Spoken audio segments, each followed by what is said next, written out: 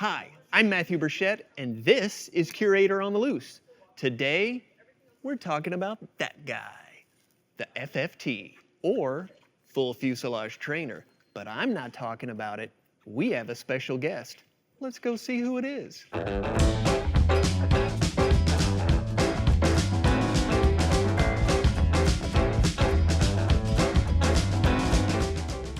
Dottie. Hey, Matthew, how are you? I'm great. How are you? Great, thank you. So, in case you don't know, this is Dottie Metcalf-Lindenburger, an astronaut, an aquanaut, a teacher, a polo player, professional football player, plays for Tottenham FC. Okay, I made up like most of those things. Most of those. But the first three are actually true. That's right, yes. That is so I'm cool. a retired astronaut from NASA. I'm also an aquanaut and a former high school teacher. That is awesome. Yeah. Thank you for doing all of that stuff. Oh, it was a pleasure. All right, let's get right to it.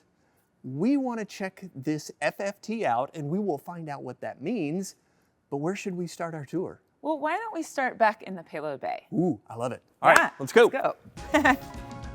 Today, we're stepping inside NASA's Full Fuselage Trainer.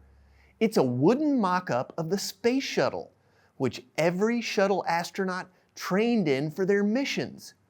The Space Vehicle Mock-up facility inside Building 9 of Johnson Space Center in Houston had several Space Shuttle mock-ups.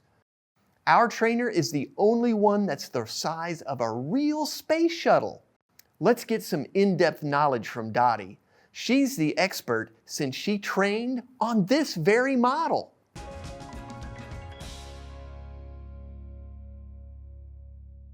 So this is the payload bay, so all of the junk that you were going to carry went in here, and you kind of had a hand in what went on out here. Can you tell us about that? Yeah, so our flight had a multi-purpose logistics module. I always just think of it as like a U-Haul. It was like a huge moving module with everything from a bedroom for an astronaut to some very important rack payloads to food, clothing, etc. for astronauts. We were pre-positioning the space station as the shuttles were retiring.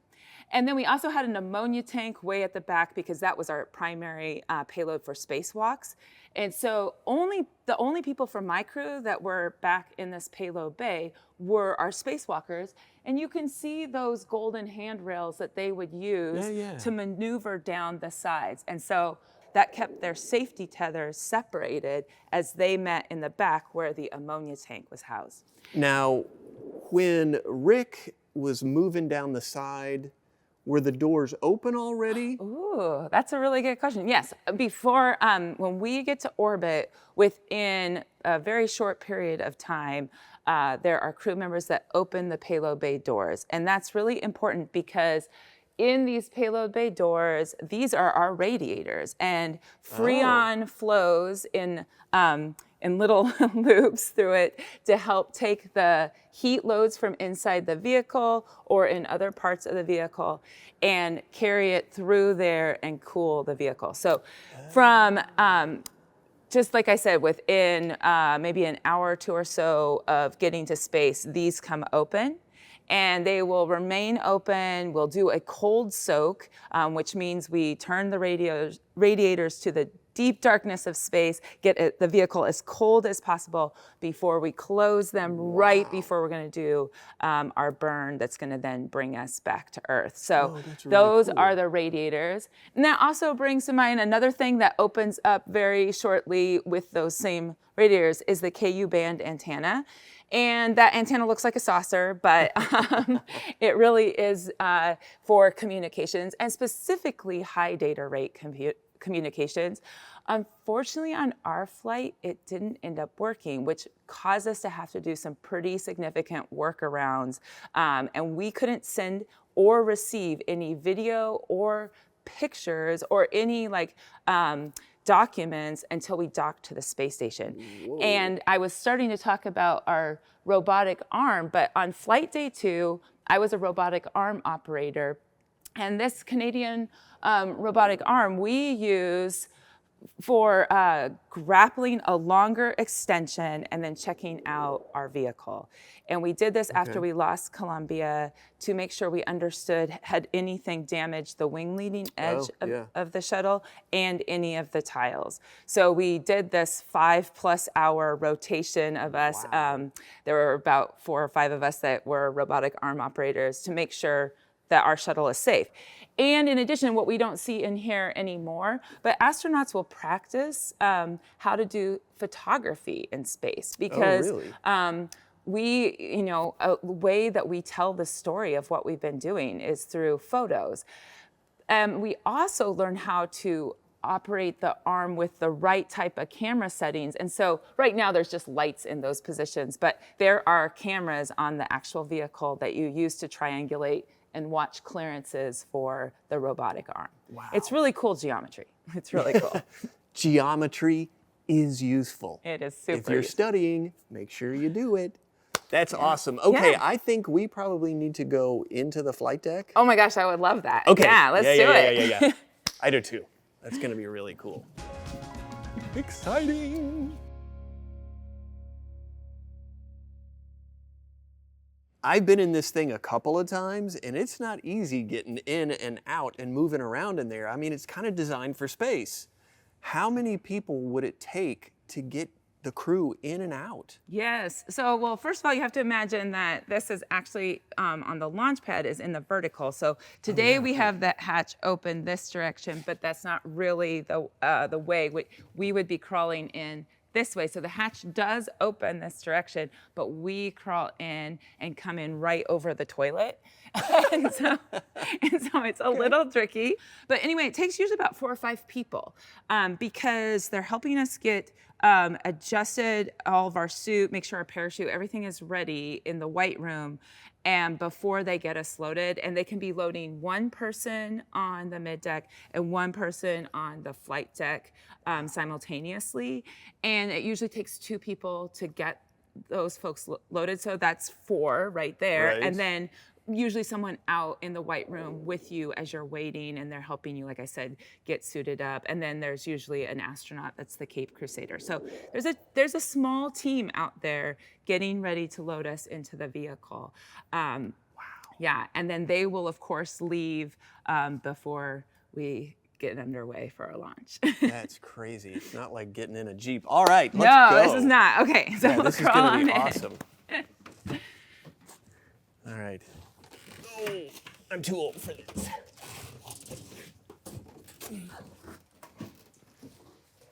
Oh, okay. All right. Yeah.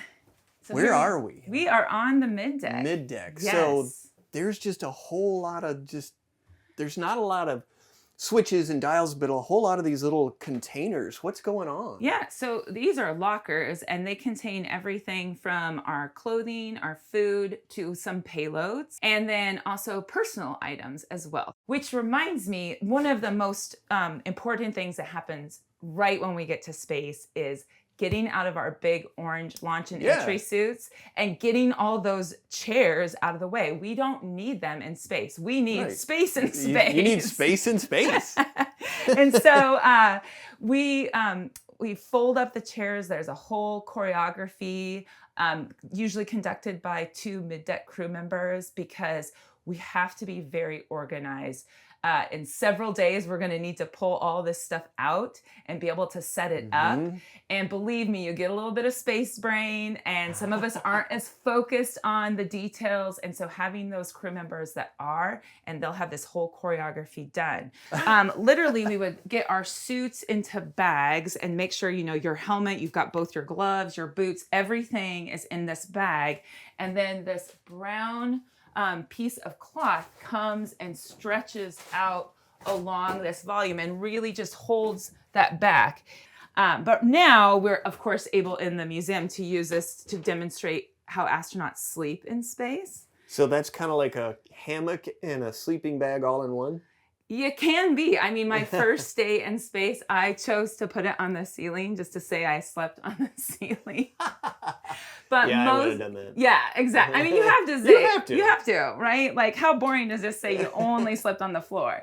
I gotta ask, Where do you go to bathroom in space? Matthew, this is like the question that got me my job. Like, how do astronauts go to the bathroom in space? So I didn't know, right? And as a teacher, I went and looked it up.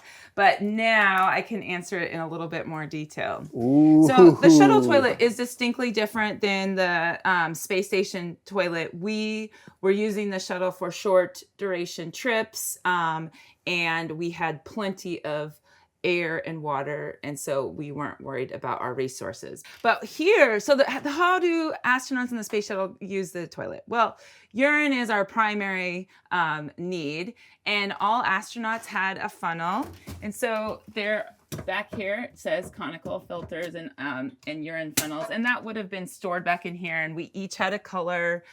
You can see commander is red, yellow is pilot, mission specialist 1 blue, MS2 green, et cetera, et cetera. Same thing happens on these funnels. So you would grab a funnel and then you would pick up this hose and attach it.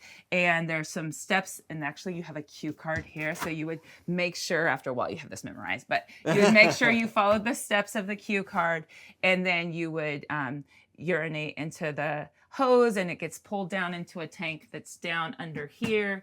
And that tank eventually fills up, and we do actually vent it over and create space dust. So no kidding. We do. Yeah, it makes kind of a pretty crystalline spray.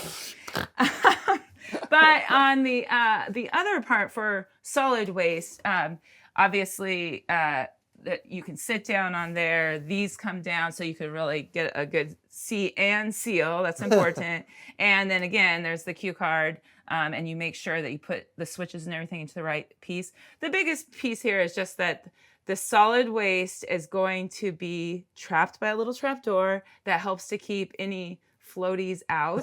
And also it keeps any smells, right? Like everything you want to stay in this there. And really in there. So yeah. And that doesn't get vented. That comes back to Earth with us, and I don't know where it goes from there. So but other stuff in here, like just, I mean, you have to remember this isn't just the toilet. It is also where people might need to get ready in the morning and change their clothes, because if you can't do it in your sleeping bag very easily, you might do a few things in here.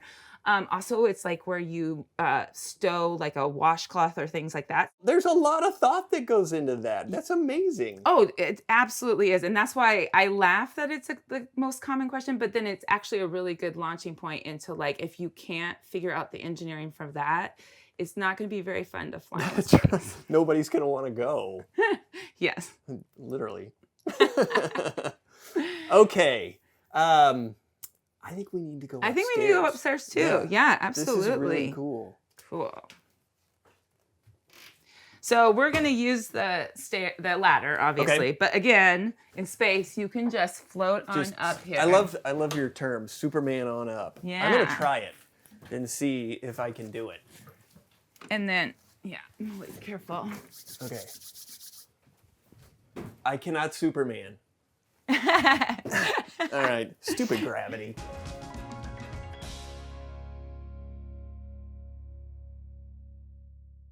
So, Dottie, we were talking earlier, this is actually where you would sit, even though there's not a seat here right now, this is where you would sit for launches and stuff. So, what were you doing? Yeah. So, in the full fuselage trainer here, I would have been seated right here as Mission Specialist 2, and then there's a Mission Specialist 1. And we would really use this spot for practicing emergency egresses. Also getting more so just really the egresses, because there's other trainers that we would put into the 90 degrees that would put us on how we would get into our seat positions. Mm-hmm. So as Mission Specialist 2, I actually had an important job in this whole egress process, because my chair, you would step up on it, and then to get yourself out these windows to and get your carabiner and your rope to go down, you needed an extra step. Those orange suits are so bulky and heavy. Yeah, you were telling me they were up to 80 pounds. Yes, and so I had this like little step that would, you had a pit pin and you pull it out and put it into place. So so I had this like little step, and then we would climb up out, we'd sit up on the top, and then we would literally rappel down over the edges. And it's No good to kidding. practice anything yeah. that could be an emergency. So visitors today to the museum can actually see the markings from where we I've always down. wondered what that was. Yeah, so you can So see that was you guys ruining our artifact. It was our training vehicle. It was our training vehicle before we got it. Mission Specialist 1, we talked about being able to like open up payload bay doors and things like that. So these switches were over here. They also have interfaces into our systems and some help that they can do to support the pilot. So this part in space though, like we had laptops across this because the vehicle, you know, it spanned 3 decades, and so we evolved past the capability of the computers that we needed for all the work we were doing. So we would have laptops throughout. Wow. As we move across back here, I talked a little bit about the KU band in Hannah. A lot of our communication stuff came on switches and circuit breakers over and around this area. And then the biggest part that I would use is the robotic arm.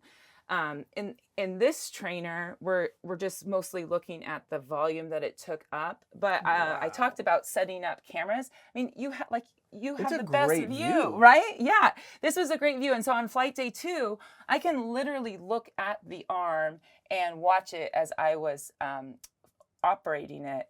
But it's also very useful to have the different TV cameras up and the different angles of cameras. So we could look at all of that in this facility and practice setups, as well as we have to record all this stuff. So we had some recording pieces over here. Wow. So yeah, this mock-up got a lot of work, and I think you can really see that too as evidence. And I know that's why you're protecting all these things for the future. Yeah. It's just we want people to see it how it was. Exactly. And we used it so much, so it's probably good that you're protecting it that way. Well, let's talk about what went on up front.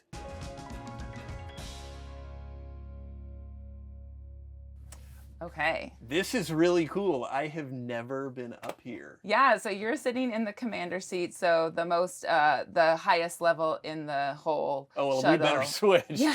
Otherwise No, we're this doomed. is good. This is good. And then the pilot sits here. So the commander will have had more training and also flown a flight prior to becoming commander. And the pilot, this is the first time that they may fly in this seat multiple times, but this would be the seat they fly in.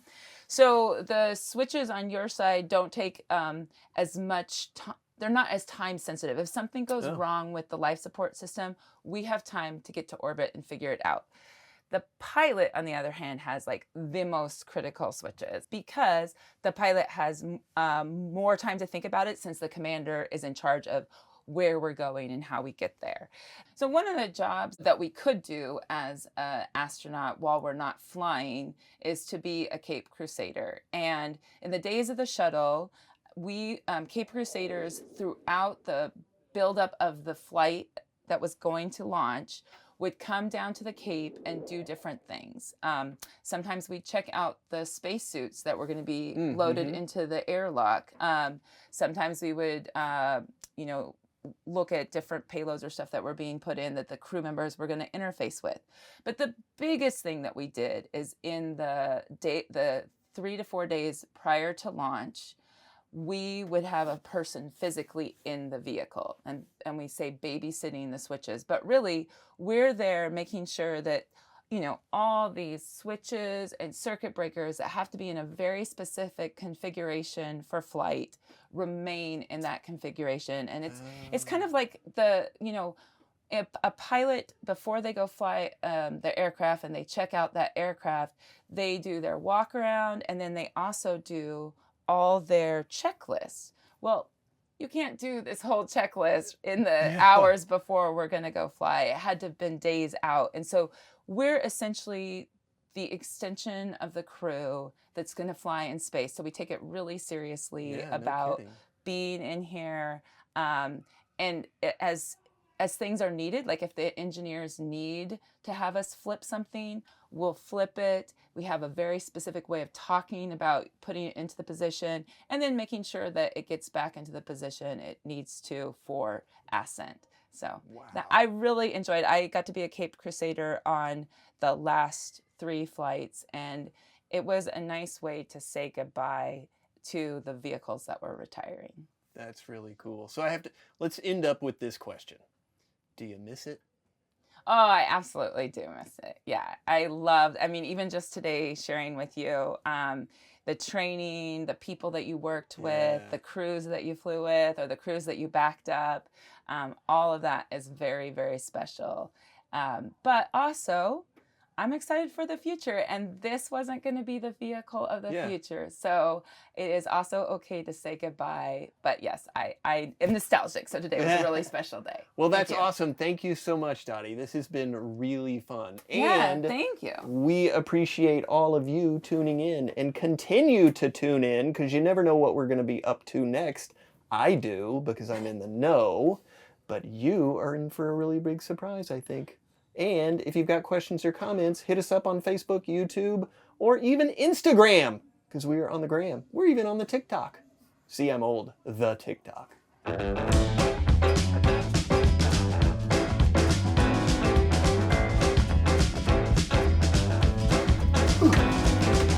yeah, we could. Wow, this is Isn't this crazy? so graceful. Yeah, but just imagine you would have just Supermaned it through here.